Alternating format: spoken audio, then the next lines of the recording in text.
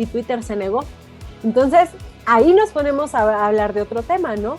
¿Qué tanto poder tienen las plataformas digitales con respecto a la información que manejamos, pero también qué tanta injerencia tienen en lo que sucede en los países?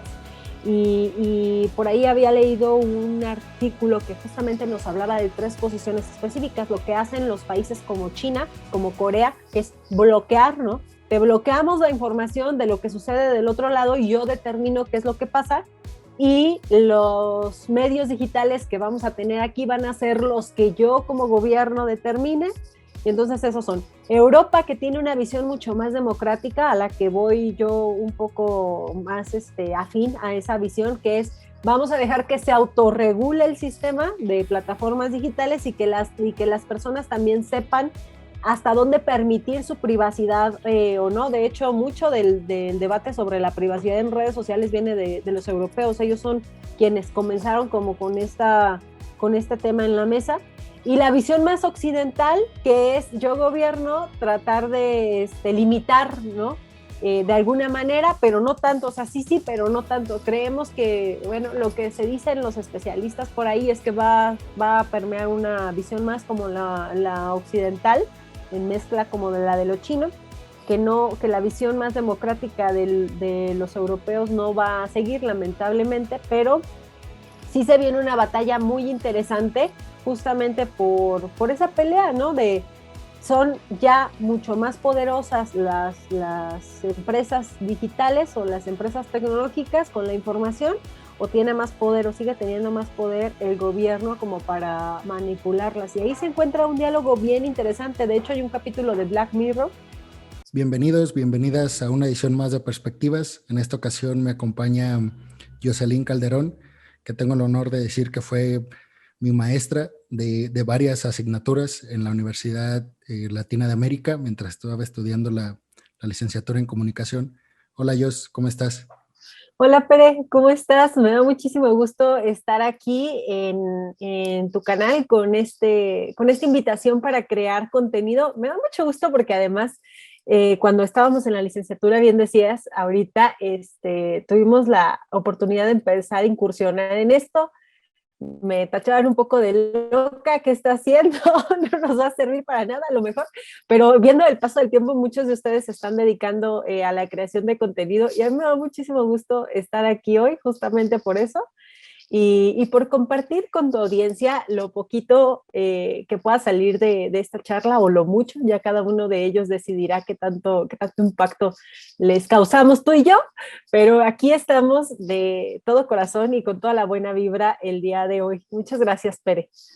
A ti, Jos. Oye, pues preguntarte, que bueno, primero, ahora con lo que estabas comentando, yo sentí un brinco me estaba acordando de que fue como de un semestre a otro que como que nos pusiste más actividades, como más prácticas en cuestiones pues, de estar revisando como, o sea, me acuerdo que ya las clases no eran como que tú nos estabas exponiendo un tema como tal, sino que nos dabas como la introducción y después nos dejabas la mitad de la clase para realizar una actividad ahí mismo en clase y ahí mismo en la clase hacer exposición. Que nosotros decíamos, no, pues no nos va a alcanzar el tiempo, al final sí nos alcanzaba, pero sí, precisamente pues yo siento que este cambio que como que por inercia se iba a dar, de que casi todo está brincando ahora a lo digital, pues se aceleró ese cambio ahora con la pandemia pues por la exigencia misma del contexto, pero también porque como que siento que esa transformación de pues a lo digital de prácticamente todo, pues como que ya lo exigía y siento que la estábamos deteniendo, a lo mejor inconscientemente, pero pues ya ahora te digo, con la pandemia como que se hizo inevitable este cambio y ahora habrá que ver si vamos a regresar a esa normalidad pues de la que estamos hablando. Habrá que ver si las universidades, pues ven esto como una oportunidad para tener más asignaturas en línea, ya que los estudiantes, pues digamos que vamos a estar como adaptados. Pues mira, Pere, así hablando un poquito como de volteando hacia atrás, y no en el último año, sino un poquito más, yo te diría, me gustaría plantear como dos momentos como del cambio. Yo soy generación 2011, no digan nada, a nadie. Soy generación 2011 pensando en el egreso, ¿no? De la licenciatura. A mi generación todavía no le tocó ver un uso tan palpable de las tecnologías en la parte digital del Internet, ¿no? Cabe rescatar que yo soy licenciada en Ciencias de la Comunicación. Entonces, toda nuestra formación fuimos de las últimas generaciones que estuvimos formadas con un plan de estudios mucho más orientado hacia los medios tradicionales, todavía, ¿no? Con esa formación incluso un poquito más periodística, diría yo, porque ahorita ya hay más licenciaturas especializadas en periodismo, más licenciaturas especializadas en contenidos, pero fuimos de esas generaciones que quedaron como en el limbo, porque éramos de los primeros que usaban plataformas, pero no quedaba todavía muy claro hacia dónde iba todo esto. Incluso yo recuerdo mucho una anécdota, seguramente se las comenté, de que a un compañero mío que intentó hacer una tesis por ahí en el uso de Facebook y de qué iba a pasar con esa red social, por ahí un maestro le dijo, no, eso está como muy raro, no le tengo mucha fe, y total que no se hizo la tesis, pero hubiera sido muy interesante verlo, ¿no? Porque éramos de los primeros que experimentábamos con eso. Ahorita es súper común que los chavos lleguen con algún proyecto de ese corte, ¿no? Hablando de redes sociales y de su uso en muchos ámbitos. Pero posteriormente, cuando regresé a la universidad, específicamente a la UNLA, cuando regresé para darles clase, ya había como los indicios de que en algunas materias empezáramos a trabajar mucho los contenidos digitales, pensando en que justamente ustedes al salir iban a tener esta necesidad. Los programas apenas se estaban adaptando y ustedes de hecho fueron la última generación que trabajó con un plan de estudios que todavía explícitamente no manejaba los contenidos así, que sí los trabajábamos a través de las materias, pero que explícitamente no estaban. Entonces, pues era muy interesante ver cómo podíamos, o en mi caso podía transmitir la necesidad de empezar a adaptar muchísimas de las actividades que hacíamos al uso profesional ya de los entornos digitales. Y lo digo especialmente en el contexto en el que nosotros estamos platicando, porque si recuerdas, algunas de las materias que yo les impartí tenían que ver con comunicación organizacional. Entonces, en algunos ejercicios tratábamos de repente como grupo de llevar a cabo la propuesta de contenidos o la estrategia de contenidos que a veces se podían plantear para medios dentro de la organización, medios tradicionales, pero brincar hacia la parte digital, ¿no? Y como tú decías, esta metodología que era mucho más práctica, a lo mejor ahorita ya le encuentran un sentido por qué, que era de tratar de desarrollar para ustedes habilidades que yo sabía que en algún momento iban a necesitar propiamente, o sea, a través de la experiencia, ¿no? Cuando tú estás trabajando, te das cuenta que hay muchas cosas que pudiste haber desarrollado en la universidad y que a veces por la formación de tus maestros, por los planes de estudio que están acotados hacia ciertas habilidades, pues no tienes. Entonces regresas, sobre todo cuando eres un maestro joven. En ese momento yo digo que era una maestra joven, pues quieres hacer ciertos cambios y quieres dejar cierta huella y tratar de brindar lo mejor de ti justamente para que después te puedan recordar de esa manera, ¿no? Entonces, para mí lo más importante era eso en ese sentido. Y como tú lo dices, muchas de las actividades que hacíamos tenían justamente pues esta intención de que trabajaran en actividades prácticas, pero para que después a ustedes les hiciera un sentido en el ámbito profesional. Afortunadamente tengo que decir que varios de ustedes a lo largo del tiempo después me contactan y dicen, ya me hizo sentido, o cuando estamos en los exámenes de titulación dicen, sí, ya, ¿no? Como que ya me cayó el 20 de por qué trabajábamos de esa manera, pero quiero decirte que hace poquito justamente estábamos en una charla en la universidad y un egresado de otra licenciatura de Relaciones Comerciales Internacionales, justamente les decía a los chavos eso, ¿no? A veces no nos hace sentido el por qué ciertas decisiones se toman en el aula y por qué los maestros nos empujan tanto hacia un rubro y después cuando sales dices, ah, para esto era, ah, sí, ahora sí, como que me cae el 20, ¿no? Entonces, muchos de los trabajos que nosotros llevábamos a cabo dentro de varias materias que tuvimos juntos, pues tenían esa intención, especialmente los que se dedicaban o los que yo dedicaba más hacia desarrollar habilidades que tuvieran que ver con el manejo de las plataformas digitales, pues eran viendo justamente la tendencia que estábamos ya experimentando los que trabajábamos en el ámbito profesional en muchos rubros, pero también en miras hacia las tendencias que nos presentaban pues las revistas de investigación, las revistas económicas, y eso es algo muy, muy importante que creo que esta charla puede rescatar, ¿no?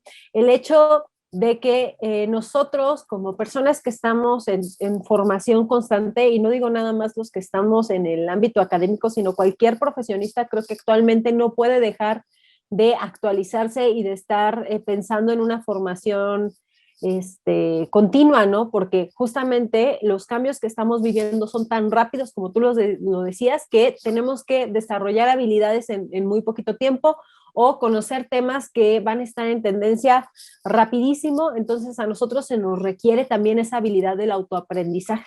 Entonces, justamente viendo como toda esa tendencia, pues mi idea era proporcionarles a ustedes curiosidad, sembrar en ustedes curiosidad, justamente creo que esa es la palabra, para que después naciera de ustedes mismos empezar a buscar, empezar a formarse, empezar a voltear a ver otros temas que a lo mejor en ocasiones dices, ¿esto cómo me puede hacer sentido a mí? Pero que después la misma tendencia te va dando o el mismo tiempo te va dando la razón de cómo ese aprendizaje encaja como en tu profesión. Y es lo que está pasando actualmente, ¿no? La aceleración que trajo justamente la pandemia de la adopción de plataformas digitales en todos los rubros, pues ahorita nos estalló de repente en la cara y ahí están las empresas de repente tratando de acoplarse a un ritmo que si íbamos, no sé, marcando el paso como tranquilamente, ahorita vamos en maratón, ¿no?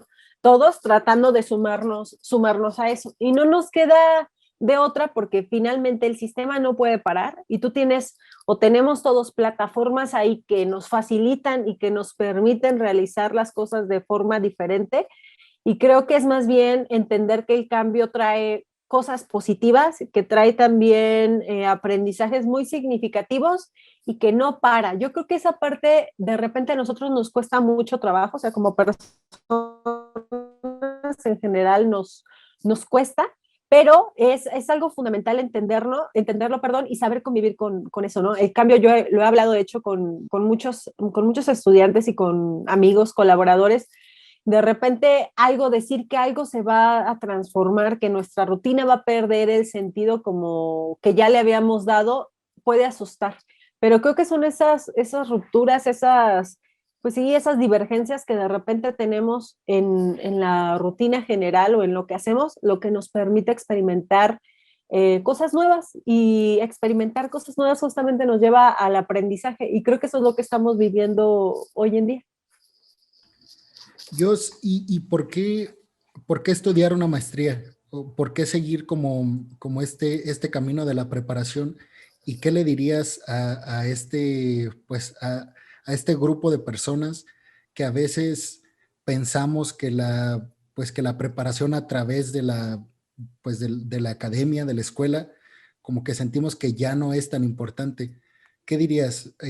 ¿Crees que la tendencia va hacia pues no a pensar, porque siento que ya lo pensamos mucho, pero más bien a capitalizarlo y a que cada vez, pues si de por sí nos preparamos muy poco en índice de la población mexicana en maestrías y más en doctorados, ¿qué le dirías a estas personas? Y tú, en tu experiencia, ¿por qué decidiste seguir preparándote? Mira, en primer lugar, porque finalmente creo que las instituciones, o sea, las organizaciones, las organizaciones educativas, puntualmente diciéndolo de esa manera, te ayudan a crear una estructura y te ayudan a entender de alguna manera una metodología de estudio. muchas veces lo que nos da la escuela es eso, ¿no? Formación. Y formación no solamente académica, tú escoges tu licenciatura, pero eso no significa, y también es un paradigma muy interesante que se nos ha heredado por generaciones de repente, y yo no estoy de acuerdo del todo con eso. De repente se nos dice que vas a estudiar o vas a elegir tu carrera porque te vas a dedicar los 40 años que vienen a estudiar, a trabajar en eso, ¿no? O en un solo puesto o en una sola empresa, pero la realidad, y lo podemos ver en las estadísticas, es que las últimas generaciones duran de, ¿qué te gusta? 4 o 6 años en una empresa más o menos y después buscan un cambio, buscan una experiencia totalmente diferente, lo que nos lleva a pensar que el paradigma justamente se está rompiendo.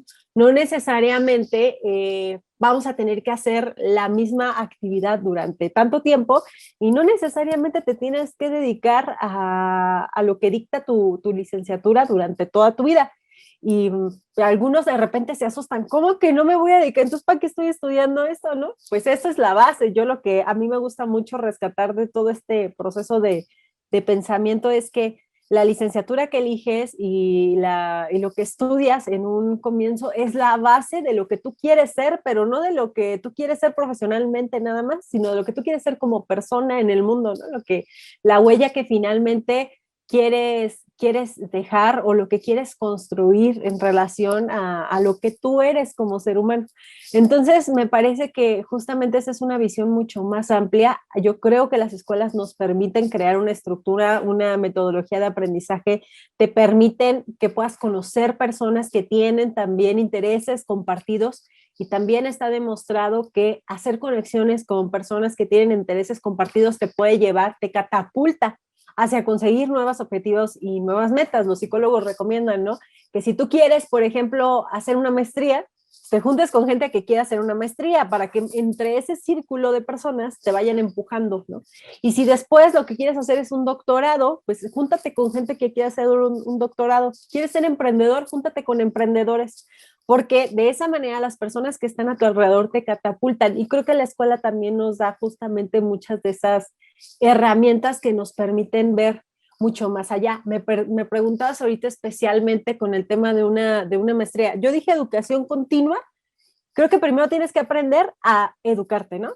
A estar como enrolado en este tema de la educación.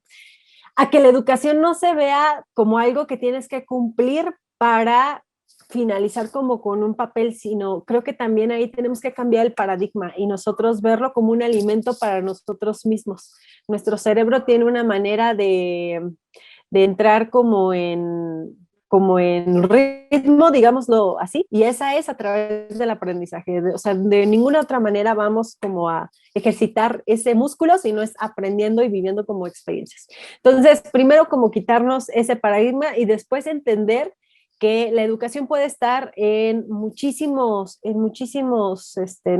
formas. Una de ellas es la escuela y las instituciones nos dan cierta estructura. Yo creo que a muchas personas les gusta la estructura. O sea, por ejemplo, ahorita lo estamos viendo con la pandemia, ¿no? Hay quienes dicen, educación en línea no, porque estoy en línea y como que no, eso no es para mí, es una metodología que no. Afortunadamente yo te diría que considero que la mayoría de los estudiantes que ya están en el formato justamente por vivirlo, por experimentarlo, aunque no lo quisieran de primera instancia, ya lo dominan y creo que también han aprendido a verle los lados positivos, como por ejemplo quedarse 10 minutos dormidos más en su casa en la mañana o no tener que transportarse a algún lugar, ¿no? Por ejemplo, cosas básicas. Pero hay diferentes formatos. Yo creo que las escuelas, la educación, las organizaciones que se dedican al rubro de la educación han tratado justamente de diversificar esos formatos.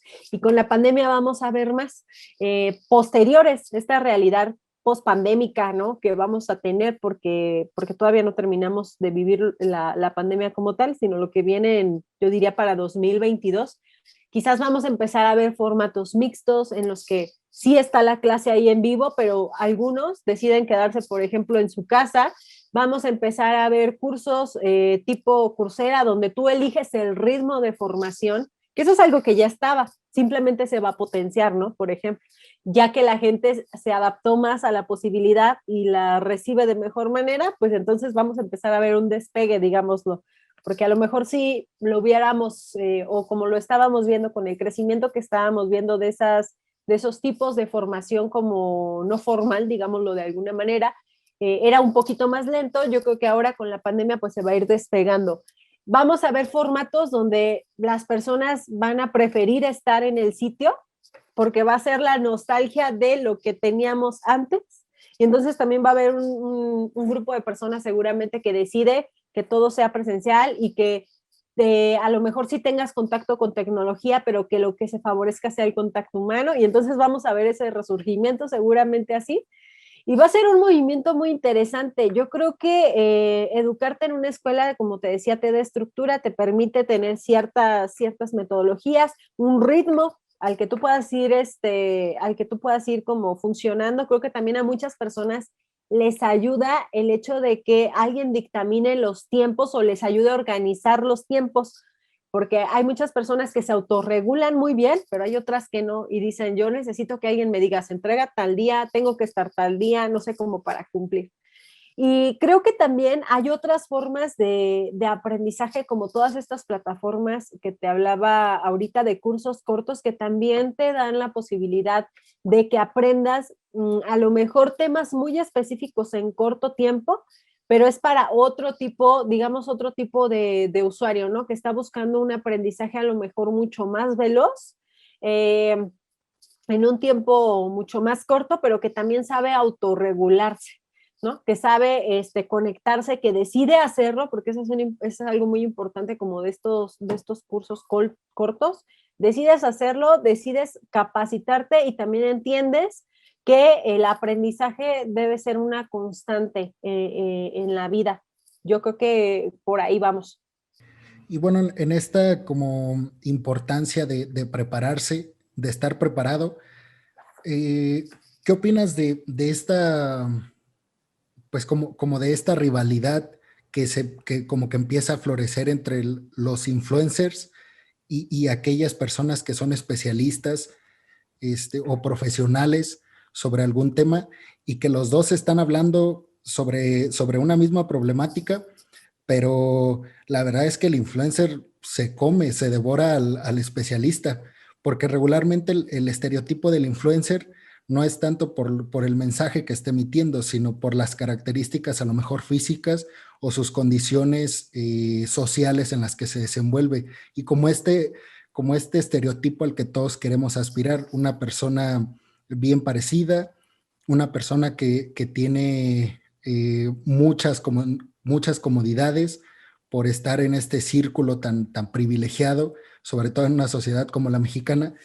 Y algo que platicamos mucho en la maestría en la que estoy es que esta parte como de la divulgación científica, que los investigadores no se atreven como pues a prender la cámara y a grabarse y hablar de temas que a lo mejor pues necesitamos conocer en la opinión pública, a diferencia de los influencers que dominan plenamente el estar hablando frente a la cámara y que, o sea, unos profesores me dicen, es que pues no es nuestro entorno, o sea, no podemos hablar en Instagram de las características que tiene la vacuna y de las problemáticas que arrastra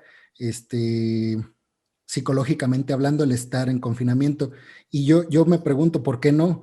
O sea, hay público para todo en las redes sociales y siento que pues esta rivalidad que yo creo que en las redes sociales, o sea, los influencers se comen a las personas que tratan como de hablar desde su especialidad y desde su profesionalismo en un tema. este, Siento que está como floreciendo pues esta no preparación o no tan buena preparación para hablar de un tema en específico. Antes, como que ahora el paradigma que estabas hablando de todavía se escucha, pero, sin embargo ya no tanto, pero todavía vemos que hay personas que se espantan cuando una persona dice, no, es que yo no quiero estudiar. Automáticamente pensamos, pues te va a ir mal en la vida. O sea, si no te metes a la escuela, te va a ir mal. No vas a tener de qué vivir. Es como la frase. Te digo, pero ahora como que con las redes sociales ya no necesitas a lo mejor esa preparación o esa especialización en un tema, sino más bien tener una buena dicción, estar como, pues te digo, yo siento que estar como, pertenecer a esta clase privilegiada en México y desde ahí exponer tus ideas y ver cómo toda la gente pues se identifica contigo con esa idealización que tenemos de conseguir, pues, de conseguir buena casa, un buen carro, de conseguir poder viajar a lugares sin la necesidad de tener una rutina que nos lo prohíbe. ¿Qué opinas de esta rivalidad que existe entre los influencers y los especialistas o profesionales sobre algún tema en específico? Está muy bueno el tema, Pere, porque son muchas cosas alrededor de él. Pero lo primero que se me vino a la mente es una frase que por ahí leí en un libro que les quiero recomendar a todos, que se llama El futuro digital, de Eric Schmidt y de Jared Cohen, que de hecho tengo aquí en el escritorio porque lo utilizo de repente para mis clases. Y ellos dos en el libro mencionan específicamente una cosa: el Internet es el medio más anárquico por excelencia que existe, ¿no? En la actualidad. ¿Por qué? Porque el Internet, a diferencia de los medios tradicionales, tiene muchas menos barreras de entrada para las personas en general. ¿Cuáles son esas barreras de entrada? Pues para empezar, un dispositivo que te permita generar una conexión, ¿no? Nosotros estamos viendo que a raíz de la creación del smartphone, cualquier persona se puede conectar y también tiene la posibilidad de decir absolutamente lo que sea. Yo les platicaba a mis alumnos hace un tiempo, no recuerdo 2 años más o menos, estaba siguiendo por ahí la nota de un chavo en Estados Unidos que estaba en juicio porque él a través de un sitio en internet estaba divulgando mapas, maquetas más bien, donde detallaba cómo podía imprimir o cómo la gente podía imprimir armas en impresoras de 3D de forma gratuita. Entonces tú tienes una impresora en tu casa 3D, descargas el mapa o bueno, el archivo, lo metes y se te van a imprimir las piezas, tú puedes armar tu arma y ahí está, ¿no? Entonces él estaba en juicio justamente por la divulgación de este tipo de materiales y empezaba el debate, ¿no? ¿Qué sí se permite en la red y qué no se permite en la red y hasta dónde? Y el más importante, creo, deberíamos de tener alguna limitación de algo, ¿no? Se supone que para eso es el Internet, o sea, no se supone que es por eso justamente el medio que nos puede dar mayor democratización de la información y de los contenidos. O sea, se planteaba todo un debate al respecto. Y tiene que ver con lo que mencionas. ¿Por qué? Porque la gente, las personas, tenemos la posibilidad con un dispositivo de crear una red social y a partir de esa red social divulgar básicamente lo que nosotros queramos, ¿no? El pensamiento que tengamos razón o no, esté basado en pruebas científicas o no, y es decisión de las personas que nos siguen si alimentar esa comunidad, digamos, o si la dejan. Y ahí justamente viene el dilema que planteabas, ¿no? Como una persona sin a lo mejor preparación técnica o preparación profesional puede dar una opinión alrededor de un tema que parece sumamente especializado y por qué al especialista no se le considera o incluso se le desecha de manera mucho más sencilla que a un influencer. Y hay varias cosas. Nosotros sabemos que dominar los mensajes y pensar en los receptores de la información, en las personas que reciben la información, es algo que aprendemos como parte de nuestra formación, en este caso como comunicólogos, ¿no? La manera de plantear un mensaje, entender a un público, son elementos que tú vas conociendo a lo largo de una licenciatura. El influencer lo aprende de otra manera, el influencer va viendo qué tipo de contenidos le gusta a su audiencia, pero finalmente lo hace, ¿no? ¿Qué tipo de contenidos le gusta a su audiencia? Va midiendo con respecto a los porcentajes que le dan las estadísticas de su red social, qué es lo más exitoso, qué no, pone atención a la conversación de sus usuarios, los comentarios, lo que le dicen, y va sacando como los temas que para él funcionan mejor y para su audiencia funcionan mejor, ¿no? Y creo que eso es algo que, digamos que de manera empírica lo aprende, lo que nosotros aprendemos en la parte este, académica lo aprenden de manera empírica, a lo mejor no le llaman por su nombre, pero lo desarrollan finalmente. A diferencia de un científico que no se forma como comunicólogo específicamente o no tiene las bases de un comunicador o de un periodista que pudiera ser otra profesión que tenga como una formación similar, pues el científico que va a comunicar como él lo aprendió, ¿no? Con el lenguaje técnico que lo identifica y como otros miembros de su comunidad lo acepten, porque también es eso, ¿no? La ciencia mucho tiempo se vio como algo que nada más ciertos grupos, también ciertos grupos privilegiados, podían, a lo que solo esos ciertos grupos podían acceder. La ciencia también tiene en cierta parte mucho, digamos, si quisiéramos decirle hasta una palabra, de elitismo, ¿no? Y eso es históricamente. O sea, quienes accedían a las escuelas, quienes accedían a la información. De hecho, hoy, a través del mismo Internet, y eso que estamos hablando del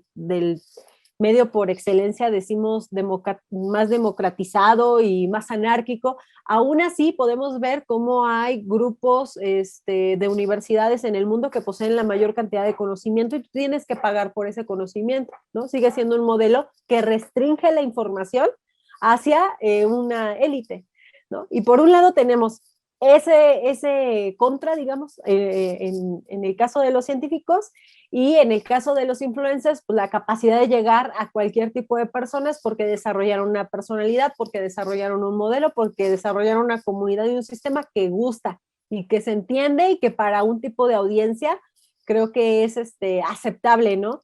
Y creo que viene un tercer punto, que es también la responsabilidad que tenemos las audiencias en el consumo de los contenidos, porque no solamente la batalla entre ellos, que si tú eres especialista, que si no lo eres, o que si dominas el tema no lo eres, creo que mucho tiene que ver con lo que las personas también decidimos consumir. Y yo creo que ahí vendría la parte más importante y que es una discusión que se tiene desde que existen los medios masivos de comunicación tradicionales como la televisión y el radio, ¿no? Decíamos, tenemos los contenidos que nos dan las televisoras en México porque pues eso es lo que consume la gente en México y es a lo que, bueno, se decía mucho tiempo, ¿no? Es lo que la gente está pidiendo. Después las televisoras pues se dieron cuenta que había una gran audiencia que se estaba brincando ya a plataformas digitales donde sí podían elegir el contenido, o sea que no mucho tenía que ver con que lo eligiéramos o no, sino con que simplemente era lo que estaba disponible, digámoslo de esa manera. Entonces, son tres puntos bien importantes. Yo creo que aquí vale la pena analizarlo desde el punto de vista de cada actor, diría yo. Los influencers como personas que tienen que entender de alguna manera que hay una responsabilidad muy grande con el uso de una plataforma. Por eso lo tendríamos que entender todos como usuarios. Creo que si la formación, o sea, si nosotros como personas tuviéramos una formación en el uso y una concientización del uso de los dispositivos digitales y entendiéramos su implicación, creo que facilitaría mucho más que al momento de generar una comunidad y convertirte en un influencer como tal, pensaras un poquito más lo que compartes y planearas un poquito más lo que compartes. No quiero decir que todos los influencers son malos, porque no, la verdad hay unos que hacen muy bien su chamba, muy, muy bien, y se estudian y se ponen ahí a talacharle para llevar un buen contenido, y también tenemos científicos que encuentran o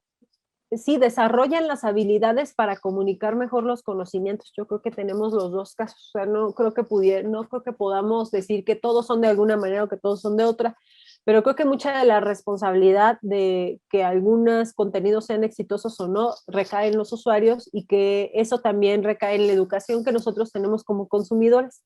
O sea, finalmente quien tiene el poder de hacer famosa una cuenta o no hacerla somos nosotros. Por ahí en el 2019 estaba aquella cuenta famosa del huevo en Instagram, no sé si la ubicas, un experimento de un creativo de Hulu que dijo, a ver, ¿cómo es posible que la foto de una influencer, creo que era Kylie Jenner en ese momento, la foto de su hija sea la foto con más likes en todo Internet? Y de repente empezó a llamar a las audiencias a hacer la foto de un huevo, la más famosa. ¿Qué es lo que nos dice? Bueno, que en realidad no hay una fórmula para hacer exitoso un contenido, o sea, eso es una realidad. Sí te puedes apalancar, digamos, de ciertas acciones, pero va a depender de muchísimas circunstancias que tu contenido se haga famoso y se haga viral. Ahí está la página del año pasado, un ejemplo del año pasado, el COVID Dance, No sé si te acuerdas, es una página que se hizo famosa, ahorita no recuerdo de qué país salió exactamente. Una familia de repente se quiso poner creativa en la pandemia por el encierro y dijo, pues vamos a llevar felicidad a todo el mundo. Gente, grábense con un videito cortito bailando música de los 70s y de los 80s y mándenlo y quien gane le vamos a dar un premio. Y era lo que la familia podía. Se hizo tan viral que de repente pues ahí se hizo famoso el Lobo Vázquez, ¿no? Con una canción, ahorita no recuerdo cuál, y GIFs y un montón de videos y un montón de copias, pero volvemos a lo mismo, no hay como, o sea, puede ser un experimento creativo que venga de las mejores mentes creativas del mundo, o puede ser cualquier contenido que de repente tuvo como una gran difusión y ahí lo tenemos en todos lados. Entonces, creo que hay muchas cosas que ambas partes tienen que entender. Sobre todo me parece que la responsabilidad, una, yo diría para los científicos de compartir, porque creo que cuando tú tienes algo que compartir con el mundo y tienes la posibilidad de hacerlo, no deberías de dudar en compartir el conocimiento, yo creo así, pero también en el ámbito científico, muchas veces hay mucho recelo en compartir lo que se conoce. Entonces yo también creo que por ahí valdría la pena hacer ese análisis. Y la otra, los influencers, ¿no? De saber ser responsables de que tienen una comunidad que los escucha y las implicaciones que puede tener eso, ¿no? También. Y la responsabilidad de la audiencia por determinar y por pedir que se hagan cierto tipo de contenidos pues más adecuados o que tomen en cuenta las opiniones de diversos grupos. Digo, también una de las facilidades que te da Internet es la posibilidad de dejar de seguir a alguien, ¿no? Si no te parece lo que dice o si no te gusta su contenido, y creo que también se vale ejercer esa posibilidad. Fíjate que ahorita estaba, bueno, un tema que siempre es como que platico ahí con mis compañeros de la maestría es que eh, como que Internet, es que tengo muchas compañeras, sigo con la tradición de la licenciatura. Este, entonces, pues, sabes, automáticamente representa que estemos hablando mucho de temas relacionados con la mujer. Ujú. Y platicando veíamos como esta dualidad que tiene Internet y, bueno, digamos los influencers, de sí a lo mejor provocar pues algo muy catastrófico con un mensaje y con ese mismo mensaje, el mismo otro grupo de influencers, a lo mejor estos de los que hablas muy preparados y que a lo mejor se esfuerzan por emitir un juicio desde la responsabilidad pues de la preparación. Y poníamos el ejemplo pues, del feminismo, que a lo mejor no florecía, o sea, tiene muchos años el feminismo, pero no había terminado de florecer o de consolidarse, mejor dicho, porque no había esa divulgación hacia todas las demás mujeres que no tenían como el acceso a estar en ese debate. Y ahora con Internet, pues vemos que hay un acto como pues hay un acto de feminicidio y todos tenemos acceso a verlo, a informarnos sobre él gracias a Internet y a y las influencers que están como inmersas en ese tema. Y antes pues no teníamos eso. Este, Tal vez por eso también como que permea una concientización, no solo de las mujeres, sino también de los hombres con respecto a la problemática que representa el hecho de que a las mujeres todavía en la actualidad se les sigue pues maltratando como por todos los lados, desde, pues, o sea, podemos decir desde su condición de ser mujer hasta que no se escuchan en temas laborales y pues en temas de política. Pero también tenemos como el otro lado, ese mensaje sobre el mismo tema, muy peligroso, pues, sin las bases de la información misma. El problema, así como dices, es que cuesta mucho identificar qué tipo de influencer o qué influencer pertenece a cuál tipo de grupo. Como que yo siento que ahí está el problema. Ahora, esta como, pues esta como fama que ha tenido siempre Internet de ser un medio en el cual podemos decir y hacer lo que queramos, a lo mejor sin consecuencias, yo creo que pues borrando esa, pues esa, a lo mejor esa libertad que teníamos hasta hace algunos años, porque los gobiernos pues están volteando a verlo. O sea, ya no es ese medio que estaba como empezando a tener su auge. O sea, ya es un medio que tiene muchísimo poder y a los cuales ya los gobiernos no pueden, pues tener como del lado de la mesa.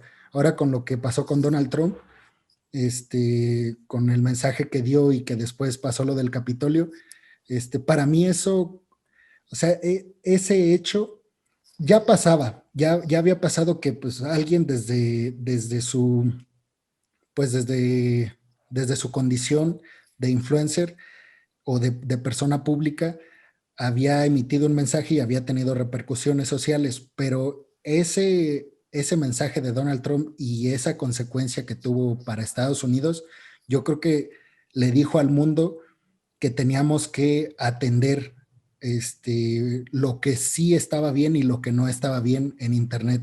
Ahora, pues que esté bien o que esté mal, que alguien nos diga ahora en el medio por excelencia, libre o democrático, pues ahora lo que están haciendo los diputados de Morena, que no sé si estabas enterado pues de regular Internet aquí en México, que o sea, nadie está hablando de eso. Y de hecho, ni siquiera como que se conoce en la opinión pública que están viendo, que creo que ya hasta lo aprobaron, el hecho pues de regular. Y eso significa de decir esto sí y esto no.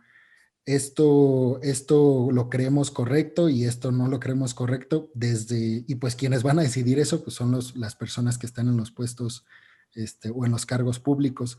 Volvemos a lo mismo.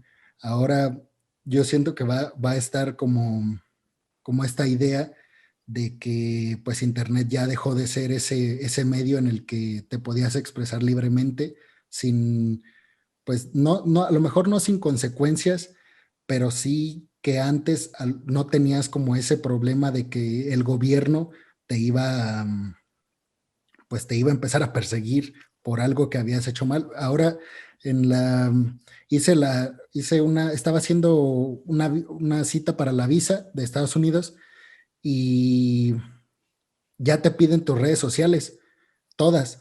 Y viene un mensaje en el que te dicen que si, o sea, viene para que pongas tu TikTok, tu Twitter, tu Instagram, tu Tumblr, todo. Y te dicen que si detectan que tienes, no sé, Twitter y no lo pusiste, eso te genera un punto como negativo para la embajada, porque lo van a interpretar como que estás escondiendo algo. Eso pues, o sea, ya te das cuenta de que no, entonces ya no puedes decir lo que se te ocurra, porque ahora si dices que Estados Unidos, desde su condición de potencia mundial, está intentando someter a México en temas políticos y quien está encargado y vea ese mensaje, pues va a decir como que tiene pensamientos como en contra de Estados Unidos, entonces como que no sería tan bueno para nuestro país que venga a visitar porque pues, sabe que podría ser. Entonces, siento que ya esto, a lo mejor en cosas sin darnos cuenta como esto, que yo me percaté ahora de lo de la visa, pues ya como que lo están regulando por abajo de la mesa y cuando nos demos cuenta ya nos van a decir esto sí y esto no. Además de lo que está haciendo Facebook, que ya por cualquier cosita pues te ponen un strike y te dicen que a los 3 o a los 5 creo, te cierran la página. Voy a regresarme tantito a tu comentario anterior y después voy con la pregunta y los voy a tratar de hilar ahí, pero porque lo de que dijiste anterior me trajo a la mente un chorro de temas bien padres que me gustan mucho. Pero que además son sumamente interesantes porque mira, lo que tú, del problema justamente que hablas con respecto a la información y cómo los gobiernos están comenzando a tratar, no diría yo comenzando porque no es la palabra, pero están intensificando su trabajo para regular los contenidos en Internet y lo que se hace del uso del Internet. Es un tema muy interesante. Nosotros ya habíamos visto y hay pues libros, incluso hay películas que retratan el poder que tiene una plataforma como elemento o como medio para la divulgación de una causa social específicamente. Podemos remontarnos a lo que sucedió por allá pues hace ya muchos años con el tema de la primavera árabe y cómo los países se independizaron, algunos países como Egipto incluso, o sea, se independizaron gracias al uso de plataformas digitales. En ese caso, en el caso particular de Egipto fue con el uso de Twitter, ¿no? Cómo los activistas empezaron a dialogar con el mundo acerca de lo que estaba pasando y cómo a través de manifestaciones pacíficas lograron que un gobernante dejara el puesto para que llegara otro, y eso sucedió en muchísimos países del mundo árabe, no solamente en Egipto en aquel momento. Después lo vimos también con el caso de los blogs políticos de divulgación política como el de Malala, que se volvió toda una activista, ¿no? Pero que a través de su blog también movilizó un montón de personas. Y más recientemente, de hecho, hace una semana o dos, estaba el caso de la batalla justamente de una plataforma digital con un gobierno, que era el caso de Twitter con la India. La India estaba tratando la verdad es que no tengo la información tan actualizada, pero estaba tratando de llevar a cabo el desarrollo de algunas reformas en materia de agricultura en el país y de repente los activistas, miembros del grupo de agricultores empezaron a hacer justamente el llamado a la atención a la población a sumarse a las protestas a través de Twitter y el gobierno de la India le dijo a Twitter, ¿sabes qué? Ciérrame las cuentas de estos porque están alborotando, digamos, los movimientos y Twitter se negó. Entonces, ahí nos ponemos a hablar de otro tema, ¿no? ¿Qué tanto poder tienen las plataformas digitales con respecto a la información que manejamos, pero también qué tanta injerencia tienen en lo que sucede en los países? Y por ahí había leído un artículo que justamente nos hablaba de tres posiciones específicas, lo que hacen los países como China, como Corea, que es bloquear, ¿no? Te bloqueamos la información de lo que sucede del otro lado y yo determino qué es lo que pasa y los medios digitales que vamos a tener aquí van a ser los que yo como gobierno determine. Y entonces esos son Europa, que tiene una visión mucho más democrática, a la que voy yo un poco más afín a esa visión, que es vamos a dejar que se autorregule el sistema de plataformas digitales y que las personas también sepan hasta dónde permitir su privacidad o no. De hecho, mucho del debate sobre la privacidad en redes sociales viene de los europeos. Ellos son quienes comenzaron como con este tema en la mesa. Y la visión más occidental, que es yo gobierno, tratar de limitar, ¿no? De alguna manera, pero no tanto, o sea, sí, sí, pero no tanto. Creemos que, bueno, lo que se dicen los especialistas por ahí es que va a permear una visión más como la occidental, en mezcla como de la de lo chino, que no, que la visión más democrática de los europeos no va a seguir, lamentablemente, pero sí se viene una batalla muy interesante justamente por esa pelea, ¿no?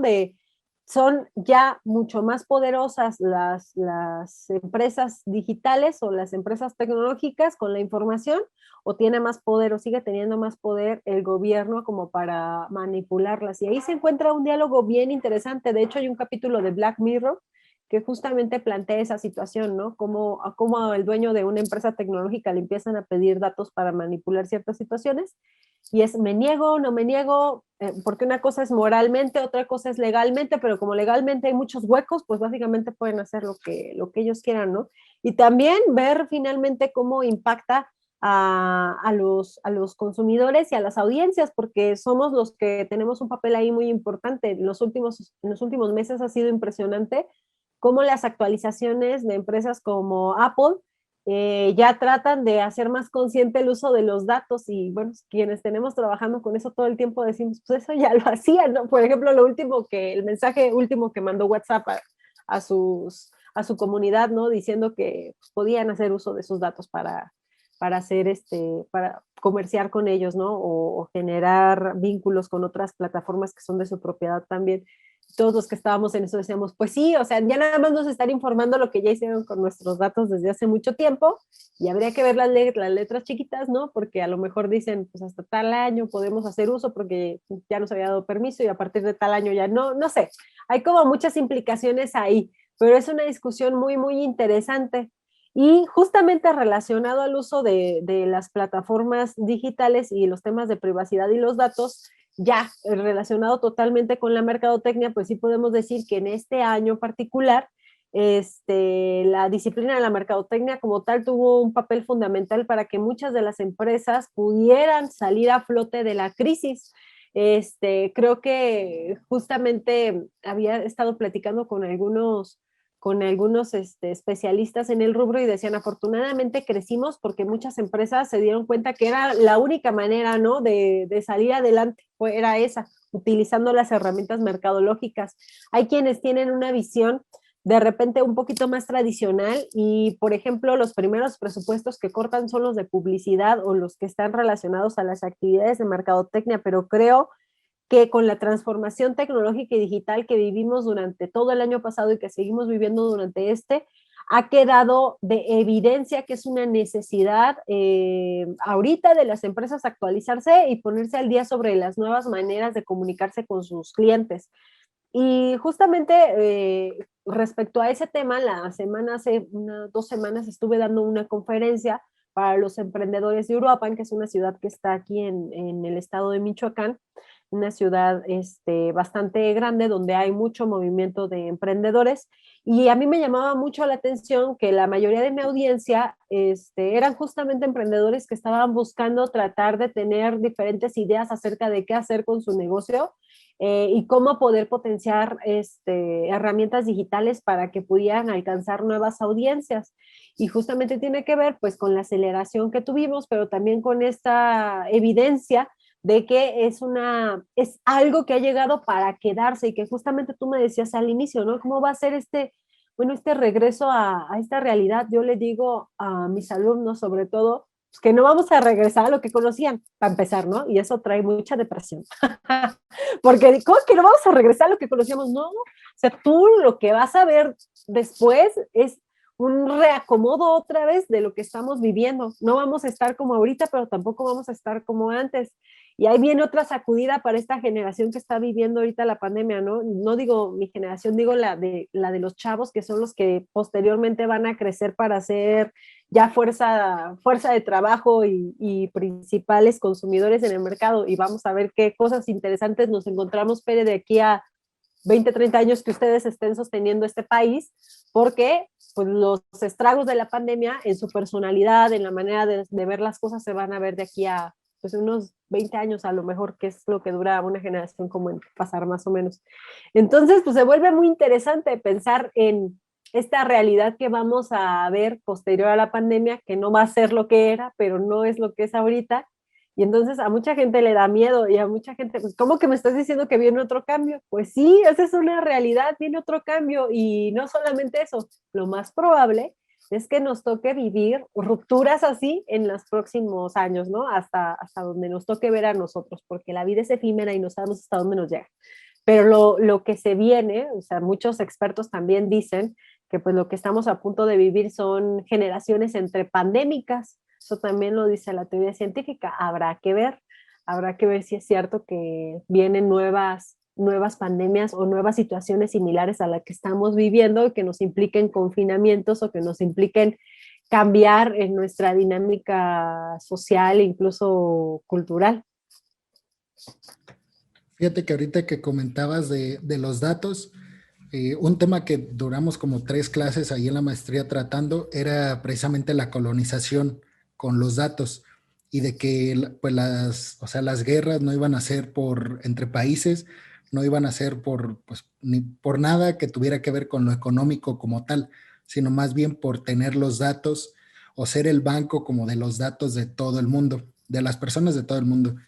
Y estaba viendo que Apple, creo que a partir de julio, te va a dar la opción de que pues de compartir los datos que estás produciendo al momento de estar con tu iPhone o con tu computadora o tableta. Y de hecho salió Zuckerberg hablando como al respecto y decía que, pues que todos dicen así como, ay, qué bueno Apple, como siempre salvando como el día, pero que lo que pasa es que ellos se dieron cuenta de que Facebook es el banco de los datos y ahora el banco lo quieren ellos. Entonces está como esta disputa muy fuerte entre Apple y Zuckerberg pues por ser el banco de los datos.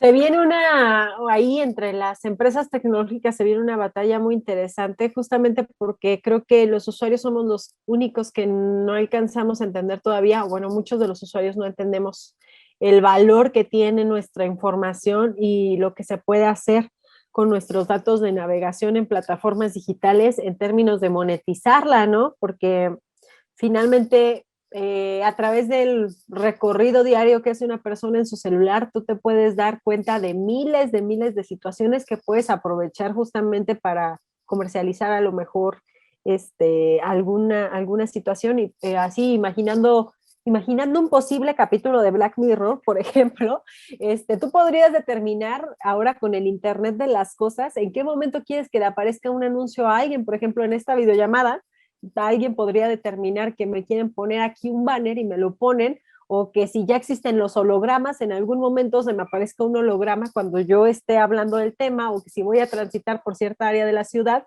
las vallas automáticamente cambian de imagen, ¿no?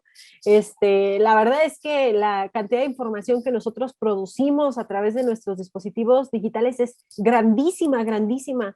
Se creía por ahí, creo que era Eric Schmidt, no recuerdo bien ahorita quién era el que daba el dato, había una de estas personas que está involucrada en el mundo digital que decía que de 2010, hasta antes de 2010 nosotros habíamos creado, no, de 2010 a 2013 habíamos creado más información que en toda la historia de la humanidad. O sea, si te das cuenta de eso, o sea, a remontar, ¿no? Porque datos, estamos hablando de cualquier vestigio de información que nosotros hayamos dejado desde el día uno, pinturas en la piedra, hasta ahorita, ¿no? Y él decía, en los últimos años hemos generado más información que en toda la historia de la humanidad. ¿Eso qué significa? O sea, en términos de lo que estamos haciendo con nuestros dispositivos, ¿qué significa? ¿Cómo incluso podemos imaginar? Yo les digo a los chavos, pues, ¿qué piensan? ¿Que los memes que ustedes hacen a dónde se van o qué? Pues claro que se quedan en servidores de las empresas y que finalmente si a lo mejor nosotros lo vemos como información basura o información que no tiene sentido mantener, pues sí existe en algún lugar y existe ahí en la llamada nube. Y por eso van a ser las batallas que nosotros vayamos a ver en los últimos años. Y justamente sobre ese tema les voy a recomendar otro libro aquí a las personas que nos están escuchando, que son los libros de Jaron Lanier, es Jaron Lanier, para todos nosotros que hablamos como español, así se escribe, Jaron Lanier. Y bueno, él habla sobre muchos temas que tienen que ver acerca de la privacidad de la información, y fue uno de los invitados a este documental que estuvo muy famoso en Netflix algunos meses. Ahorita se me olvidó el nombre del documental, pero hace justamente una crítica muy interesante acerca del uso de la información y cómo, pues la invitación es básicamente a que dejemos de usar los dispositivos, pero pues ahí se viene otro dilema, ¿no? Absolutamente todo va hacia lo conectado y no todos nos podemos dar el lujo de no trabajar con dispositivos digitales. Para muchos su celular es su principal herramienta de trabajo y todo pinta hacia que las evoluciones que veamos de aquí en adelante tengan que ver con el Internet de las cosas y cómo eso empiece a estar presente en absolutamente cada parte de nuestra vida, empezando por pues, los wearables que ya traemos muchos, ¿no? Pero la ropa o las cosas, por ahí también leía que Walmart en algunos países en Europa ya hace entregas automatizadas y te pueden dejar el súper en tu casa. Tú les permites a través de una conexión a internet, que vaya el repartidor, que entre, te acomode las cosas en el refri y después se vaya. En México no creo que lo pudiéramos lograr todavía, ¿verdad? Sería muy peligroso, pero en algunos países en Europa se dice que ya lo hacen de esa manera y tú estás viendo pues, a través de cámaras todo el tiempo, en tu casa está, el refri te avisa que ya se llenó, hay un montón de cosas que se van a empezar a utilizar, no sé cuándo nos lleguen a nosotros. Sabemos que en cada país las condiciones son muy, muy diferentes y que pues, la tecnología también o va llegando, o se va adoptando conforme las condiciones socioeconómicas que tenemos, ¿no? Y que dictamina este modelo en el que estamos viviendo. Pero la verdad es que se viene una batalla ahí muy interesante. Creo que tendríamos que estar mucho más participativos y mucho más informados, justamente como haces la reflexión. La mayoría de las decisiones se toman bajo la mesa y muy pocas veces nos enteramos, pero también muy pocas veces le ponemos atención y creo que es porque no hay una educación al respecto, o sea, no hay una educación alrededor de, y también creo que nos hacen falta personas que sepan comunicar las situaciones para que otros que tenemos como menos entendimiento del tema lo podamos entender de una manera mucho más sencilla, mucho más fácil de digerir, digamos, porque en ocasiones cuando empiezas a hablar de leyes y de política y de temas que pueden sonar complejos, pues lo que hace la gente es, eso a mí no me gusta, eso a mí no me interesa. También yo creo que vale la pena tratar de generar una cultura más como del diálogo, de la charla, de compartir conocimiento. Creo que son herramientas indispensables para justamente diferir, ¿no? En temas y ver qué es lo que piensa el otro, o sea, no quedarnos nada más como con nuestra idea de las cosas. Si nosotros lográramos eso, creo que ya llevaríamos un avance muy importante en cuanto al involucramiento de las audiencias en diferentes temas. Fíjate que yo tengo todavía la esperanza de que los movimientos sociales a partir de las plataformas digitales nos lleven a que las personas se involucren más, por ejemplo, con este tipo de cosas. Yo creo que sí tenemos una oportunidad, creo que sí las empresas están ahí pues con la cucharota adentro, ¿no? Y que lo que quieren es mantener los datos y mantener la información, pero creo que también todavía hay una esperanza de que se pueda hacer algo con esta libertad que nos da hasta cierto sentido, bueno, hasta cierto punto el Internet. Yo hacía la reflexión de que se lo estamos como poniendo muy fácil a las empresas por medio de estas plataformas digitales como Zoom o Microsoft o Google en Meets, como que, bueno, porque en la lectura que no me acuerdo del autor que nos dejaron para esa semana y para esa materia, él mencionaba que, pues que a través de la pantalla, a través de las cámaras, también estaban contabilizando las cosas o la rutina que teníamos frente a la cámara. Igualmente como todo lo que teníamos detrás.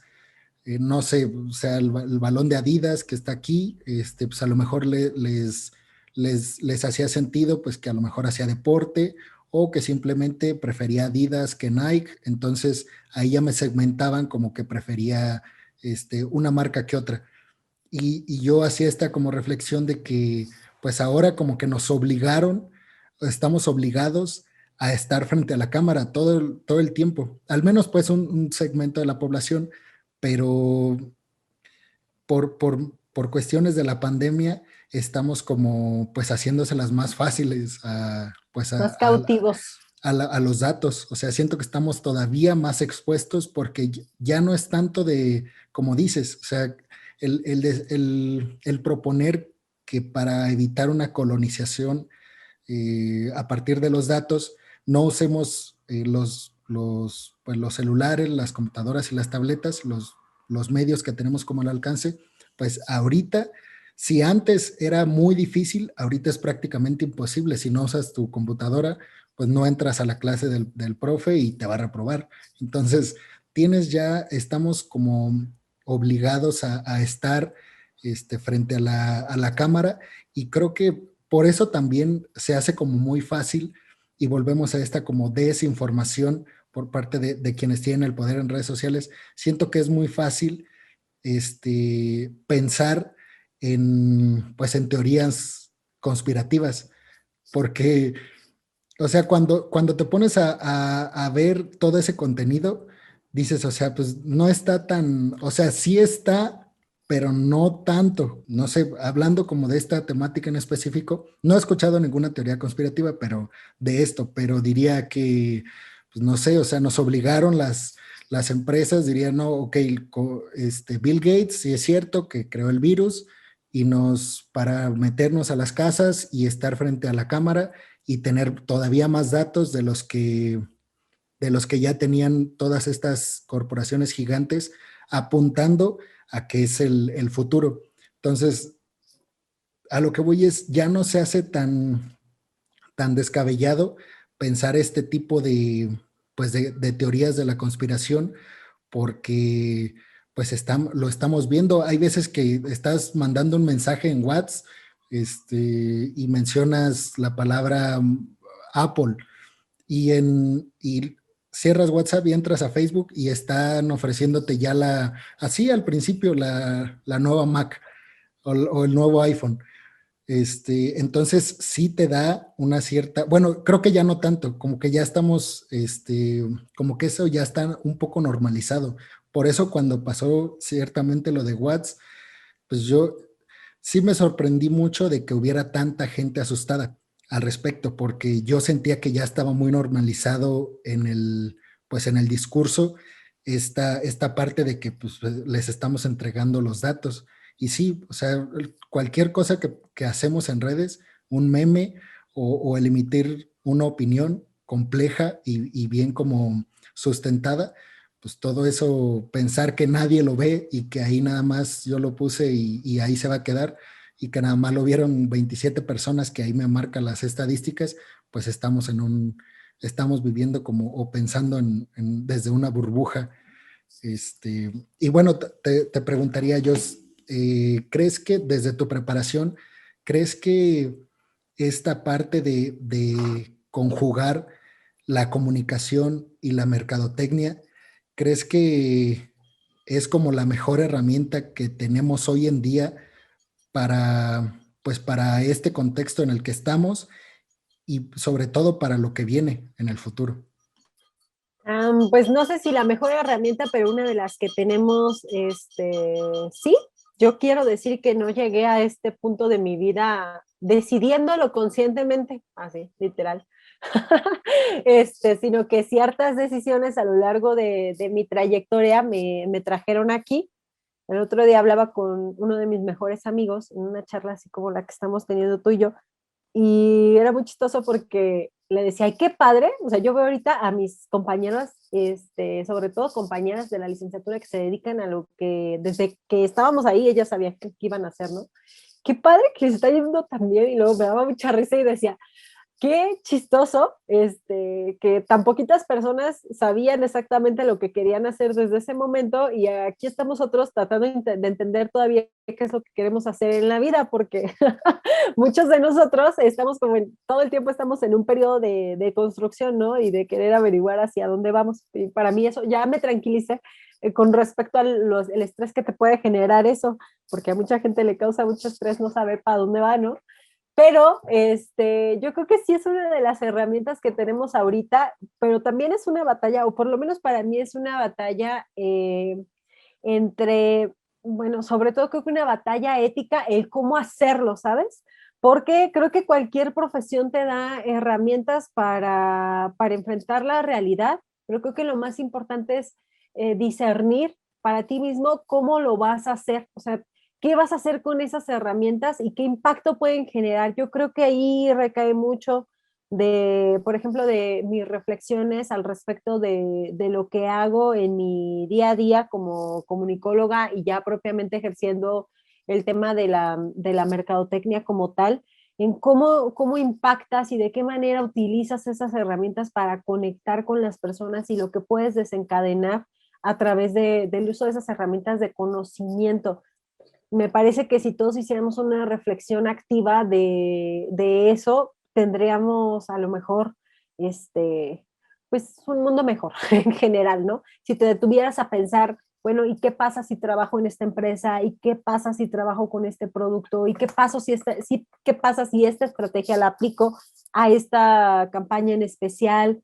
No sé, creo que mucho de lo que nos pasa en el mundo tiene que ver con acciones que nosotros mismos desencadenamos, pero que en algún momento pudieron tener una opción B, ¿no? Entonces, me parece que sí es algo viable, muy actual. Afortunadamente son dos disciplinas que van muy bien de la mano junto con otras. A mí me encanta esta visión interdisciplinar que de repente muchos de nosotros tenemos, porque me parece que te da la oportunidad de experimentar con los conocimientos a través de otras áreas y a veces no entendías como para dónde, pero te das cuenta que sí, hay un lado, ¿no? Entonces, a mí me parece que cualquier visión interdisciplinar te va a permitir experimentar y poder vislumbrar otras formas de hacer las cosas. Particularmente creo que ahorita en el contexto mercadotecnia y comunicación son una mezcla muy interesante, pero que requiere también, creo que de mucha responsabilidad y de mucho pensamiento para saber qué hacer y cómo hacerlo, pues tratando de dejar la mejor huella posible en el mundo, porque sí estamos cañones. Digamos que el impacto que estamos ejerciendo general como humanidad, pues está bastante intenso. Y cambiando un poquito de tema, yo, o bueno, de enfoque más bien, me gustaría conocer tu punto de vista sobre la crisis que está teniendo Cinépolis y esta como transformación o, pues sí, o sea, transformación que está sufriendo. Estaba viendo en Forbes que debe, o sea, perdió más bien, no que debe, que además sí está muy endeudado, pues, pero que perdió 14,000 millones de pesos en este tiempo de pandemia. Y eso pues le ha obligado como a pues endeudarse este, pues a los dueños, a los Ramírez. ¿Y qué opinas? ¿Crees que sorteen con éxito pues esta crisis? Porque, o sea, es duro decirlo, pero creo que no nos atrevemos por lo que representa Cinépolis como el gigante del cine, y como el referente de, del, pues sí, del mundo del cine. Pero yo creo que eventualmente Cinépolis se va a convertir en, no creo que desaparezca, pero sí creo que se va a convertir como en una parte como vintage del, de la sociedad. O sea, como que vamos a acudir a los cines, pues más bien como para recordar esta parte como que ya pasó, no como antes de la pandemia que íbamos como el lugar, o sea, así, el lugar para ver películas y, y siento que ahora con las plataformas pues que tenemos muy al alcance, que además están saliendo por todos lados, antes nada más era Netflix, ahora pues HBO, ahora Amazon, bueno, claro, antes ya también, pero siento que además Cinépolis como que llegó un poco tarde a como a ese mundo de las plataformas que ya tiene, pues como dueño. O sea, siento que muy pocos contrataríamos Cinepolis Click en lugar de contratar Netflix, porque cuando pensamos en ver en ver streaming o videos on demand, automáticamente lo reflexionamos con Netflix. Y tiene que ver con esto que también platicábamos, el hecho de, o sea, pensar que vamos a regresar a lo que teníamos en cuanto a rutinas cotidianas se refiere, pues, o sea, la realidad es que vamos a tener que adaptarnos, como bien lo dices, a una nueva normalidad, tal vez conjugando estas dos partes, la que teníamos y en la que ya estamos muy inmersos. Y sí siento que nosotros, pues el hecho de, o sea, no quiero pues ser como tan duro con Cinépolis, pero yo sí creo que pues pagar 200 pesos a Netflix al mes, a pagar casi 1,000 pesos en una ida al cine por el contexto que representa ir al cine, porque vas al cine y compras además de, pues, para disfrutar tu película, de ahí te puedes ir por unas chelas o te puedes ir a cenar. Entonces el contexto de la salida al cine, pues representa un gasto muy fuerte para las personas. Y sí creo que esta parte va a hacer mucho sentido ahora que, pues creo que ya está haciendo sentido.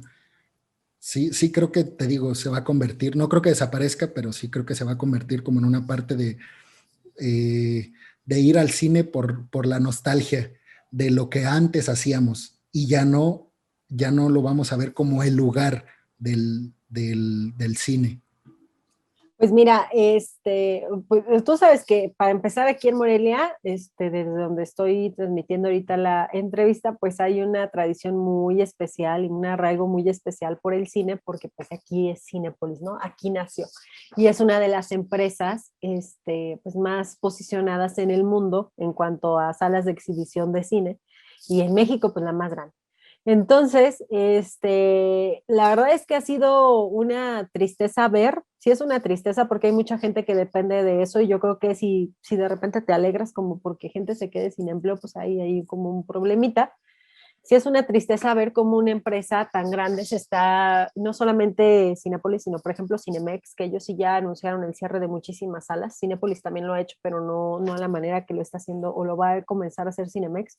Pues es una tristeza ver cómo una situación global está pegando tanto en una industria como el cine, que además es una industria que promueve el arte, ¿no? A través, nosotros hablamos de cine y hablamos del séptimo arte, lo que implica una realización cinematográfica, es también artístico.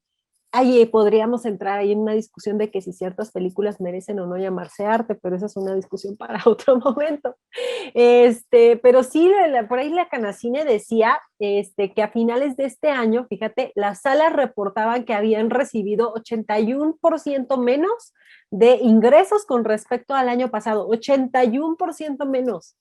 O sea, te pones a pensar justamente con qué están sobreviviendo. Sí, con préstamos, con que es una industria a la que los dueños le apuestan porque es muy rentable y porque seguramente si volviéramos con la intensidad que ellos saben trabajar y con los estrenos que se están pausando para que se den en los próximos meses, pues a lo mejor esa inversión, o bueno, esa pérdida que se tuvo en este tiempo se regrese de una manera muy rápida, pero pues en realidad están en una situación bastante compleja. Mi reflexión, la que hago al respecto es que si bien vamos a tener plataformas de streaming que nos den la posibilidad de disfrutar contenidos de cine y de entretenimiento en video o de carácter audiovisual de una manera mucho más fácil y a precios muy, muy accesibles, no creo que la experiencia del cine como tal, o sea, por lo que representa históricamente y justamente porque lo veo más como una forma de arte, no creo que desaparezca. Sí creo que van a requerir de una inversión en mejorar la experiencia cinematográfica, que es algo en lo que Cinépolis estaba como muy al pendiente, ¿no? Generar como todos estos puntos en los que tú pudieras como consumidor de cine disfrutar totalmente el espacio y tener a tu disposición productos extra más allá de la sala, ¿no? Como tal. Y tanto les funciona que, por ejemplo, ahorita lo vemos en Uber Eats, ¿no? Intentando incursionar o salvar algo de lo mucho que se está perdiendo a través de la venta de esos productos. Pero también vale la pena mencionar que, por ejemplo, en México, en realidad todavía no hay una gran cantidad de penetración en cuanto a las diferentes plataformas de streaming. Se dice que más o menos van a crecer alrededor del 25% en los próximos meses y más con la llegada de nuevas plataformas, pero en realidad todavía no es el 100% de la población en México la que tiene acceso a plataformas de streaming. Hay un estudio por ahí que revisaba hace poquito, porque justamente fue un tema que platicamos en clase, de una asociación latinoamericana que se llama Sherlock Communications, que dice más o menos que el 82% de los mexicanos se suscribió al menos a una plataforma de streaming en 2020. 82% es mucho, ¿no? Pero que 22% de ellos estaban inscritos a 4 o más plataformas. O sea, eso ya es si te fijas, pues, diversidad de plataformas, sí son menos usuarios, pero sí por lo menos tienes una en casa. Yo más bien llamaría, o creo que los que están en más peligro de perder más audiencia son los canales de televisión abierta o la televisión tradicional. Creo que ellos sí están como en un problema de perder más audiencia, pero creo que la experiencia del cine sigue siendo como algo que los puede salvar y que definitivamente hay películas que están hechas para disfrutarse así, ¿no? En la pantalla. Y te voy a leer por ahí, después busquen en la revista Variety, el director de la película de Arrival, que es muy famosita, o Blade Runner, la de 249, que es la última que salió, que se llama Denis Villeneuve. Él decía que él en una carta que escribió, una carta pública hacia la industria cinematográfica, escribió esto, dice, los servicios de streaming son una adicción positiva y poderosa en a los ecosistemas, perdón, los servicios de streaming son una adición positiva y poderosa a los ecosistemas del cine y la televisión, pero quiero que la audiencia entienda que el streaming por sí solo no puede sostener la industria cinematográfica como la conocíamos antes de COVID. El streaming puede producir un gran contenido, pero no películas de alcance y escala de Dune. Él, por ejemplo, está próximo a estrenar Dune y como ustedes saben, HBO va a estrenar las películas que tenían como en lista a través de las plataformas de HBO y una de esas películas era Dune, que es propiedad de Warner y con quien HBO tiene pues evidentemente y mancuerna, ¿no? Dice, es de lejos la mejor película que he hecho. Mi equipo y yo dedicamos más de 3 años de nuestras vidas para hacerla una experiencia única en la gran pantalla. La imagen y el sonido de nuestra película fueron meticulosamente diseñados para ser vistos en el cine. Y ahí viene la gran discrepancia, Pere, ¿no?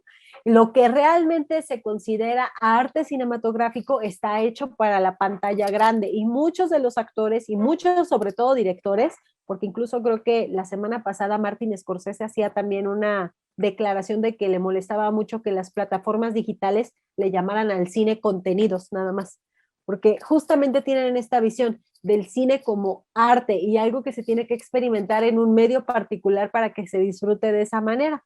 Y como ellos, pues también están los detractores, ¿no? Quienes estipulan que las plataformas digitales también sirven para democratizar estos contenidos y que puedan llegar a la mayor cantidad de personas. Pero en sí yo creo que lo que están tratando de hacer ahorita los distribuidores de cine, que son los que realmente se ven como pues más afectados, porque en realidad las grandes casas productoras como Disney o como Warner, pues a lo mejor no les pega tanto, ellos tienen sus plataformas, distribuyen y se acabó, ¿no? Van a llegar al público, a lo mejor deciden invertir menos para ciertas cosas y para otras deciden seguir invirtiendo lo mismo, porque los presupuestos de películas como Dune o como Wonder Woman, que se acaba de estrenar hace poquito, pues son gigantescos, ¿no? Y a lo mejor dicen, pues a lo mejor prefiero hacer una o dos de esas así con esa megaproducción, pero para la pantalla decido hacer 10 con lo que hacía una sola película y de todas maneras va a seguir llegando la lana, ¿no? Lo que pasa o los del problema aquí grande son los distribuidores, que son los distribuidores y los exhibidores de cine como Cinépolis, que pues reciben muchas de las ganancias a través de la visita de un consumidor. Yo creo que ellos le apuestan a que regresando puedan reclutar nuevamente a sus fanáticos a las salas y que haya películas y esperando también como una respuesta, yo creo que de la industria para apoyarlos, ¿no? Que haya películas que sean súper taquilleras porque nosotros sabemos que hay películas que llenan salas durante semanas, así es impresionante, hay algunas películas que lo hacen. Yo creo que ellos le apuestan a eso, yo también apostaría que la experiencia del cine es irreemplazable por la pantalla de la televisión, quizás porque a mí me gusta mucho el cine y porque espero que no se pierda esa manera de consumir arte como tal. Creo que hay películas que definitivamente no las disfrutarías de la misma manera en la casa. No sé, por ejemplo, El Renacido. O sea, una película con tanta sutileza en el sonido y con una imagen tan espectacular, no me imagino, o sea, no es lo mismo, si tú la has visto en una tele, no disfrutas la edición de la película ni la edición de su sonido, que es, te digo, muy, muy sutil, hasta sus silencios, como lo haces en una sala de cine, ¿no? Que está diseñada para eso.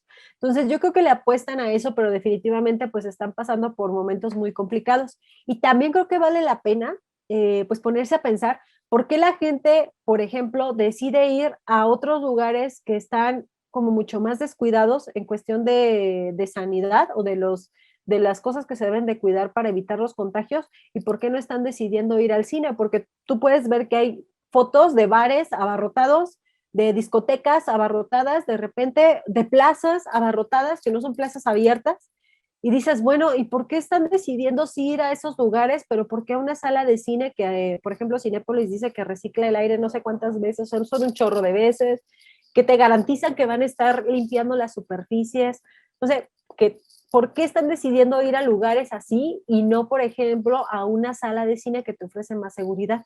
Creo que eso también es un área bien importante. Yo no he visto un estudio todavía que se ponga a pensar en esa parte. Sé que sí se están haciendo la pregunta, porque lo he escuchado de varias personas en la industria cuando dan entrevistas que se hacen la pregunta de por qué no están llegando, porque incluso llegaron a un punto de regalarte boletos 2 por 1, o sea, facilitarte todos los medios para que puedas ir, y cómo es que esa motivación tan grande no está logrando que se llenen las salas, ¿no? Por ejemplo, pues hace poquito con Harry Potter, no sé cómo estarían, el Cinépolis tuvo o tiene todavía, creo, las películas de Harry Potter en exposición, porque justamente sabe que son grandes fanáticos que iban a llegar, ¿no? De alguna manera. Pero pues en realidad no creo que haya hecho como una gran cambio. A mí me parece muy interesante la psique del consumidor en cuanto a eso, ¿no? ¿Por qué si deciden ir a un lugar cerrado con menos medidas reguladoras y no a una sala de cine que durante 2 horas te va a garantizar que estás mucho más cuidado? Entonces, es como un tema bastante interesante de analizar. Que yo sí noto en el discurso de las personas que están en el mundo del cine, como este rechazo a esta transformación del cine como tal y de su migración a estas plataformas digitales. O sea, siento, bueno, yo también soy fanático del cine, o sea, yo no, porque luego como lo que estoy diciendo se puede interpretar como que yo estoy a favor y no para nada, pero siento que soy no tan fanático y siento que me puedo ir un poquito hacia atrás y yo sí veo como este rechazo a la idea. Ahora que mencionabas como de la tesis de tu compañero, siento que eso mismo estamos viendo ahorita. O sea, como no, o sea, eso no es tan bueno como esto que tenemos. Pero sí siento que inevitablemente, o sea, siento que ya está la inercia. Así lo veo, como que lo palpito, como que la inercia ya va para allá. Y siento que Cinépolis no va a ser uno de los que no puede detener esa inercia. Por eso yo no creo que desaparezca por lo que es el Cinépolis y también por lo que es la industria del cine como lugar, pero sí creo que va a sufrir muchas transformaciones y te digo, yo me imagino en unos años que el ir al cine ya no va a ser como tan rutinario, sino más bien como una experiencia de regresar pues a vivir esta experiencia, pero ya no tan cotidiana como lo hacíamos. Platicaba con uno de mis hermanos y él me decía, yo iba a veces 5 veces al cine, o sea, mínimo 3 veces a la semana, muy fanático. Y él me decía, ahora haciendo la referencia con lo que mencionabas ahorita al último, él me decía, es que no se me antoja, o sea, ya no tengo ganas de ir y no sé por qué, si, imagínate, ir 5 veces a la semana al cine, este, y ahorita decir, no, ya no me llama, y él se la pasa viendo Netflix. Entonces, por eso no sé hasta qué punto esta idea de que las plataformas no son lo que es el cine como tal, hasta qué punto tiene pues mucho de lo personal de las personas que están en ese mundo. Y te digo, siento, haciendo la analogía con lo que mencionabas o con lo que decíamos de antes, con la opinión hacia Internet, siento que ese rechazo de antes hacia Internet lo podemos como tomar en este contexto de la transformación del cine, como ese amor que le tenemos, ese cariño que le tenemos al cine. O sea, no podemos concebir la idea de que va a ser mejor disfrutar una película en tu celular, en la aplicación de Netflix, a disfrutarla en el cine. Sin embargo, siento que sí, la inercia ya, como que el camino ya está hacia allá. Y yo siento ahora de las estadísticas que mencionabas, bueno, yo me pongo a pensar que estas estadísticas, mencionaste algo de que, pues, o sea, no todas las personas tienen acceso a las plataformas, pero yo te diría, ¿cuál de esas personas? Pues o sea, ese grupo de personas seguramente son las que tienen acceso a pagar 500 pesos en una ida al cine. Entonces, tal vez es el mismo grupo de personas, como que la misma segmentación. Y las personas que no tienen acceso a esas plataformas, siento que son las mismas que no tienen el acceso a ir al cine. Entonces, por eso sí creo que está en peligro. Y ahora, haciendo porque quise tocar este tema porque ayer me llegaron correos de Cinépolis, de muchos videos y de su nueva campaña publicitaria. Y algo que te iba a decir es que, o sea, Cinépolis me recuerda lo buenos que son para la publicidad. Por eso todavía, y mi hermano decía, o sea, son tan buenos, hablábamos de los videos que nos mandaron por correo, son tan buenos que apostarle a que van a perder mucho público, pues a lo mejor también después te van a callar la boca con esa publicidad tan buena que hace Cinépolis. El eslogan este de volvamos al cine. Creo que me mandaron 5 videos en los cuales o sea, hacían una analogía entre o sea, un lugar que está muy, muy seguro y las condiciones que tienes que cumplir sobre el protocolo que manda la OMS. Y creo que son 5, si no me equivoco, y Cinépolis dice, nosotros tenemos, creo que eran 20 o algo Sí, así. tienen más. Ajá, entonces, esta campaña tan buena, además los videos, o sea, los videos los sientes, son de esos videos como los de Coca-Cola que se te meten en el corazón, ¿no? Además del cerebro, como que te llegan a los sentimientos. Por eso, a- como contradiciéndome un poco, el apostarle pues a que ya no va a ser lo mismo Cinépolis, pues también a lo mejor podríamos caer en un error por esta campaña que te digo, que yo apenas vi ayer, que dije, no, o sea, es que me recordaron lo excelentes que son para cautivar a su público.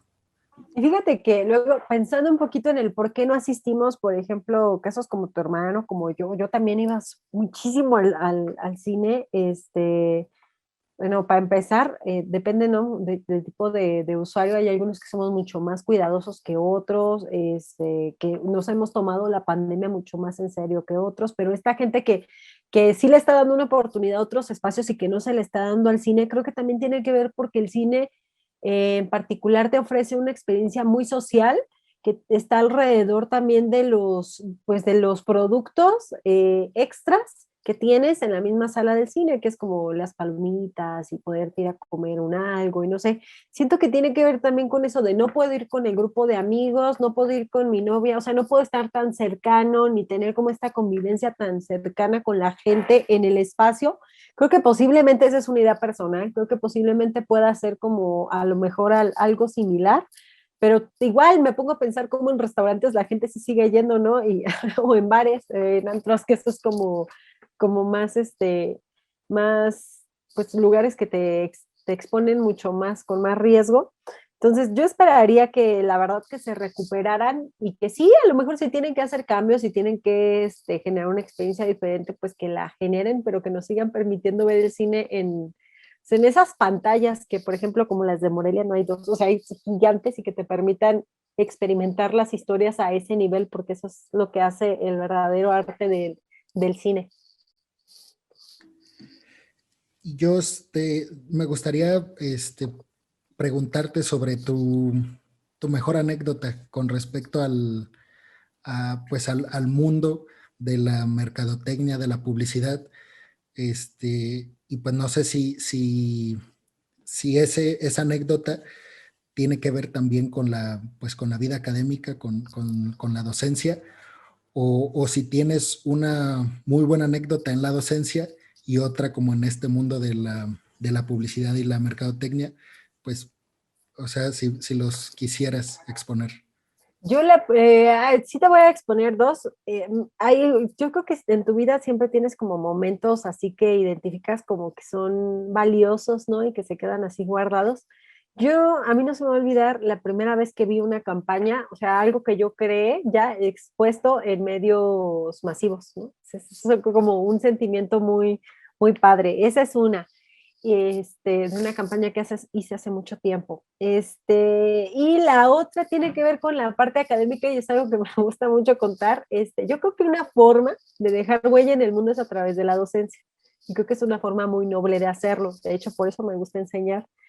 Y también creo que es la manera, una de las maneras en las que más aprendes todos los días. Y como a mí me gusta mucho aprender y me gusta, estoy muy curiosa, por eso me mantengo en la parte de la docencia. La verdad es que me gusta mucho lo que hago. Entonces, una de las anécdotas más locas, pero también más interesantes que me gusta contar, es que, bueno, hace unos, que serán 2 años, un día del maestro me escribió un alumno de diseño de la comunicación gráfica. Cuando era mi alumno, era de esos alumnos que estabas ruegue y ruegue para que te entregara trabajos, que llegaba tarde, le ponía mucha atención a las clases, pero llegaba tarde, no entregaba trabajos, así, ¿no? Y batalla y batalla con él. A él le di 2 clases, creo.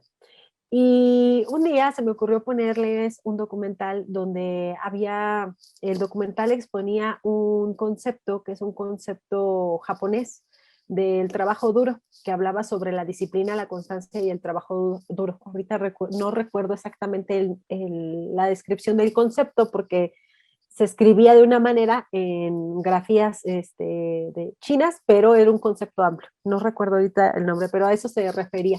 Entonces un día del maestro, el chavo me contacta y me dice, yo te quiero agradecer por todo lo que me compartiste a lo largo del tiempo que estuvimos como alumno docente, por todo, y te quiero compartir algo que hice después de tus clases. Me dice, me gustó tanto el documental y me gustó tanto el concepto, me hizo tanto sentido en mi vida que me tatué el concepto en su brazo, ¿no? Y me manda la foto y yo, ¿qué? O sea, de repente dije, wow, fue algo que yo le compartí porque no es algo que yo le enseñé, fue un contenido que yo les compartí, se los compartí porque para mí tenía mucho significado y pensé que para ellos iba a tener mucho significado en ese momento.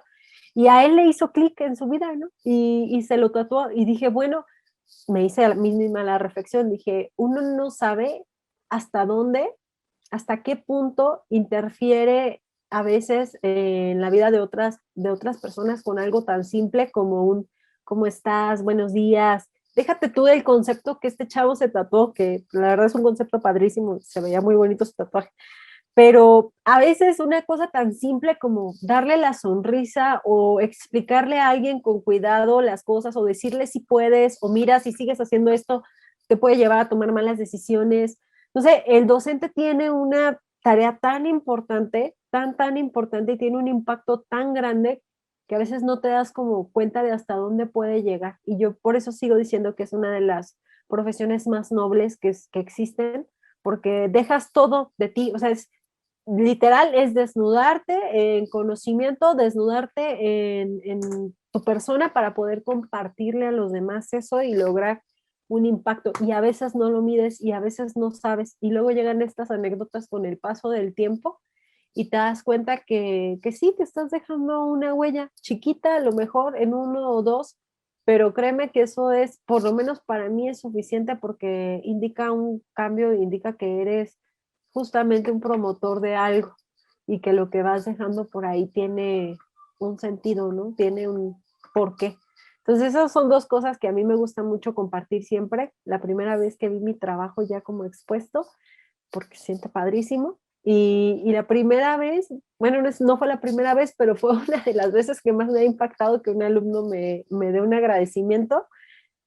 Además por las características de este chavo, que es un gran diseñador ahorita, pero por lo que fue para él, ¿no? Entonces dices, claro, hay personas que en la vida a veces un comentario es lo que te hace el día o te marca para toda la vida, así como tal, aunque las veas una sola vez, no sé, nunca sabes. Entonces también me lleva a pensar que siempre tienes que cuidar mucho lo que dices y cómo lo dices, porque justamente no sabes a quién le pueda impactar y la idea es que pues dejes un impacto positivo en el mundo, o por lo menos esa es la idea para mí. Y te iba a proponer una dinámica, ellos, de Ajá, yo decirte un concepto, una palabra, y tú me respondes con lo primero que asocies esa, vale, esa palabra o ese concepto. Nada financiero, porque la semana pasada me pusieron una trivia financiera y no, troné, pero. Entonces, nada financiero, dale. Eh, bueno, empezamos con educación. Amor, Influencers, cámara, ciencia, conocimiento, mercadotecnia, habilidad, plataformas digitales, posibilidades, redes sociales, mm, conexiones, internet, comunicación, publicidad, mensajes, democracia en internet, libertad de expresión, privacidad en internet, problema, datos e información, comercio, comunicación, pasión, Cinépolis, la magia del cine,